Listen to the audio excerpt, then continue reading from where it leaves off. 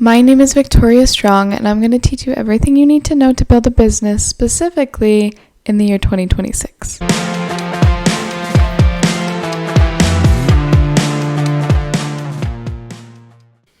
2025 has been a big shakeup year for small businesses, and 2026 is going to continue to see the effects of the shifts that happened this year. So building a business in 2026 is going to be really distinct from building a business in 2025 or earlier. We're going to go over some of the unique challenges and opportunities that the new year is going to present and how you can use them best to grow your brand. We're going to start with my favorite subject. As a brand designer, I love to talk about brand design. The brand designs that are going to be most effective in 2026 are going to be these ones that lean very human-made. Lots of brands are already starting to do this. I noticed Urban Outfitters' usual logo now has kind of an overprint effect, and they're juxtaposing it with this hand-drawn cursive one. And lots of other brands are doing this imperfect, hand-drawn, messy, lots of times like rudimentary or naive, sometimes even anti-design trends. Basically, the idea behind this is that AI has not gotten to a point where it can replicate the taste behind these designs. You can teach an image generator design principles, but it takes a human eye. And it's very, very subtle. Lots of designers can't even do this, to be able to walk the line of breaking those rules correctly and in good taste. Artificial intelligence can't do this yet. I'm finding it very hard to imagine it ever could. So this is kind of how brands are rebelling against just the massive amount of slop that is coming out of these image generators. People who are generating their brands with AI are not going to be able to keep up with the people who are one step ahead. And you can stay one step ahead with these kinds of designs that AI cannot replicate. By using some of these kind of design styles, what you're doing is you are creating a shared connection between you and the client. You are representing your values as being perhaps anti-AI or a little rebellious, or at least having a preference for human touch, which is going to go a long way because we are being absolutely flooded with the garbage that AI puts out. People are already sick of it. It's like hardly begun and we're already up to our ears in it. So how we break that noise is with the messy human imperfection. I love seeing this trend. I actually started to design a brand for myself that kind of followed this trend a little bit and decided not to, because the value that I've generated from having the same brand for a couple years is more valuable than a rebrand. That's a whole other video. If you want to hear about when and how you should rebrand, let me know and I can make a whole video about that. By the way, in case you didn't notice, I'm in a new place. I'm in my own place now. The first few videos were recorded at my parents' house where I was living, and now I have my own place. So you should be able to watch this area get more cute, kind of go from empty, half unpacked boxes into, cute, cozy, inspiring workplace. Lighting is also very different because it is so cold and so gray here right now. I almost couldn't record because the lighting quality was so bad, but I've been consistent and I'm dedicated to staying consistent, and there will be more on that in this video. So I went out and I bought a ring light. I don't recommend the brand I bought. I'll probably have to return it and get a better one because it's not holding its charge. But yeah, I went and got the stuff and now it is snowing, so I'm glad I went when I did. To review, the brand aesthetics that are going to excel in 2026 are the ones that are hand-drawn, human-touched, messy, anti-designed, naive designed, because all AI can do right now really is the contrived stuff. So the least contrived you can be, the better off you'll be. The better you'll be at breaking the noise, standing out, and actually making a human connection, which is pretty important when you're selling to humans. Now, because of all this AI slop and for other reasons, lots of outlets are reporting a decreased use in social media around the world. It seems like we have for now hit the peak of social media usage and it's starting to go down. Now, a lot of people are really worried about this. If you market your business on social media, you might think this is a bad thing. A lot of people do. I very much disagree. As somebody who's run a business from 2019 until now, I think less social media usage could actually result in more sales. The reason for this is, yeah, you might get like less views per post because people aren't picking up their phones quite as often, but they're also going to be a whole lot less overwhelmed and doom scrolling. The reason I think that social media use is decreasing is because we are like really feeling the effects of what being chronically online does to our lives and our minds and our bodies. And overuse does not create the kind of environment that you need in order to recognize a problem, find the solution for the problem, and purchase the problem. Lots of people are just scrolling past things that they need and would like to buy because they're so numb and just so zombified on their phones. I think I said 2019, but I actually started my business online in 2018, and I can tell you it used to be a heck of a lot easier to sell things with links on social media than it is now. So I don't think we should be abandoning social media marketing just because people are going to be using social media less. In fact, I think we could see it as a good thing. That being said, it is a good time to invest in other kinds of content too. You may want to continue your social media marketing, especially if it's working. But in addition to what you already have going, investing in platforms that allow for longer form content or just like less addictive algorithms. Things like Substack, YouTube, not including shorts, blogging and emailing, podcasting. This is where a lot of the time that has been spent mindlessly scrolling on Instagram and TikTok, this is where a lot of those people are going to go for content now. That is why I started a YouTube channel recently. And this also posts to Substack. These platforms are going to allow you to provide a healthy alternative to doom scrolling, and it will put your content in a place where a person isn't necessarily scrolling through your content and finding an atrocious crime against humanity and then seeing your content and then seeing something that triggers them. It's going to put your content in a place that allows your customer to get to know you, to learn from you, to develop a stronger relationship with your brand without sacrificing their mental health, which shouldn't be, it should never have been the case, but here we are. A great use for shorter form content will be to direct people to the longer form content, to the real meat of what you're offering. Personally, as a brand designer, I would much rather work with founders who are really intentional with their time and are using their time on the internet to learn and improve and be inspired than to just like get sucked into that mindless scroll. Because those people are going to get better results with my designs. They're going to build better businesses. It's almost like during the pandemic, the social media more became like a place to live rather than a place to visit. And we're going back to how it was before, where social media will be a place to visit and will be a little more present in our actual 3D lives, which is really exciting. Because of this, another strategy I want us all to employ is to establish a real life business presence. Going to local networking events, hosting your own events, meeting the people you're working with online in real life for coffee. Not only can you get more clients if you have a real life presence, I, for one, this year have had maybe 25% of my clients been people that I met in real life, and the rest of them have been from threads.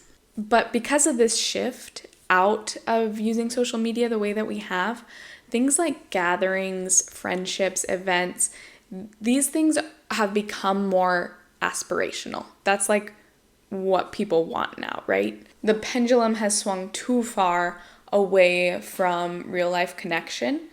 And so representing those things in real life or online is going to make your brand more desirable. These are the things we're craving most right now. It's actually been this way for a couple years.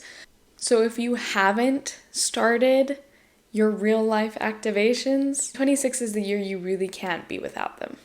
I actually think this bit might be like the top hack for growing a business in 2026.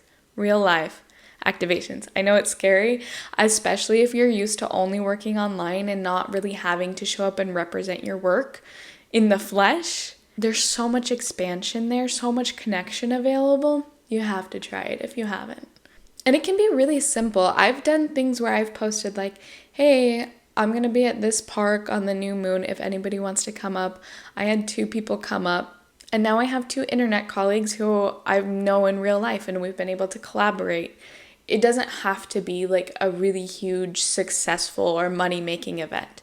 It can just be showing your face in real life in connection with your brand. Also, wherever you live, there probably are networking groups for business owners, getting in touch with them, showing up, having some business cards, having a couple conversations. This is how we're going to build in 2026.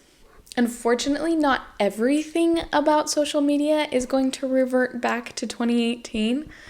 There are some things that we probably can't backtrack on, and one of those things is that we're still not going to be seeing people grow their accounts by accident. This used to be kind of normal before the pandemic is, if you just posted and you were a cute person who had an interesting life and you just posted where you were going and your outfits, people would follow because it was fun to watch, and you could accidentally blow up an account.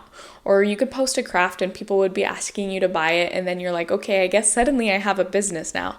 I haven't seen that for the longest time, and I don't think we're going to see that in 2026. The audiences that grow are going to be the ones that are implementing a growth strategy. That means educating yourself on what it takes to grow an audience, implementing what you learn and continually trying to get better, and creating a version of consistency that is sustainable to you. One of the first things you have to do is assess if your branding is appropriate for the position you are trying to put your business in. What I mean by that is if you are selling to a mid-range or luxury tier, which you can absolutely do, you have to have professional branding. People assume that your branding represents the quality of work you're delivering.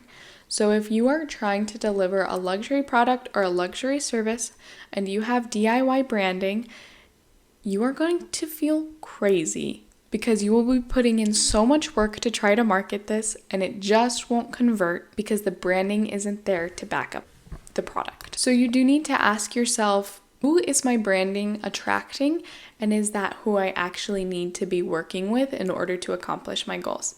DIY branding actually works great for really bargainy, budgety brands. So if you're offering a product or service at a really low cost, branding maybe isn't a priority, at least in the first few years. But take a look at the other brands that your dream client is spending money at and figure out what they expect when it comes to aesthetics and brand world building. Are you meeting them there? The other thing you have to do to grow is to cover your blind spots.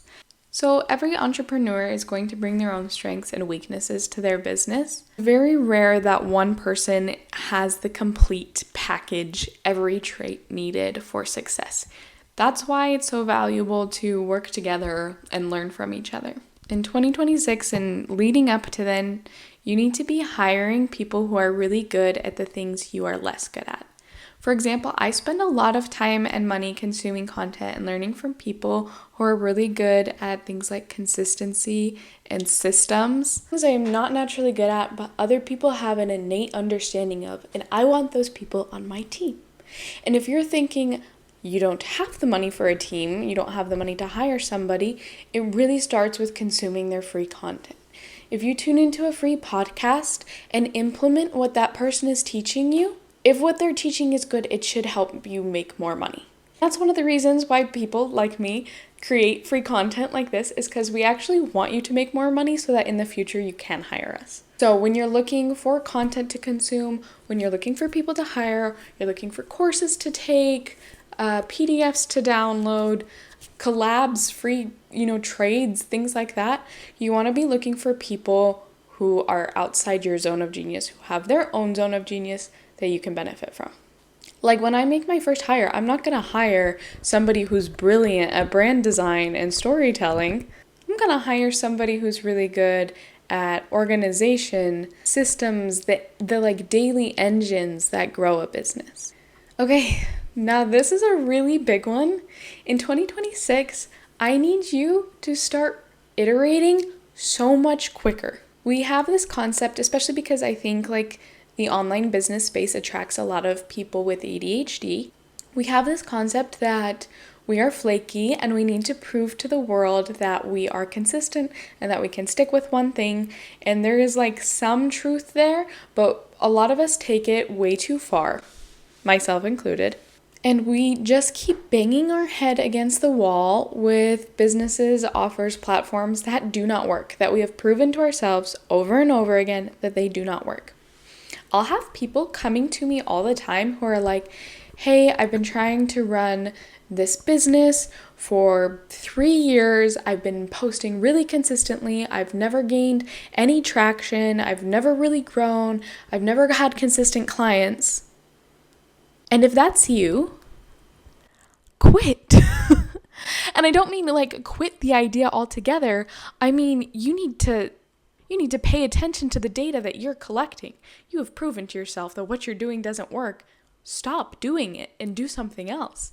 You need to experience with a different price point. You need to experiment with different products, different platforms, different audiences. You don't get an award for living in constant frustration and knowing when to quit or when to pivot. You can work yourself up into a frenzy and feel like victim of the year because because you've been so consistent and you've tried so hard and gotten nowhere. Or you can feel proud of yourself for trying and move on to trying the next thing. Being flexible and adaptable is a huge skill as an entrepreneur.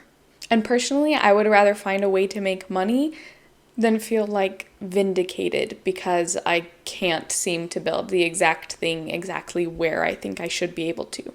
When you want to try a new product or a new platform, show up there fully with a plan, make what you're doing high quality, commit to it, but don't commit to it in like a no matter what, I'll die trying sense. Commit to it in giving it an earnest and honest shot. And if there's absolutely no traction, then you found something that doesn't work. Try to find something that does. Ooh, I got a little heated on that one because I wish I could go back in time and say those things to myself with a little slap on the face. Okay, and the last tip for growth strategy is to know yourself. When you are picking marketing strategies, pick something that you can do consistently.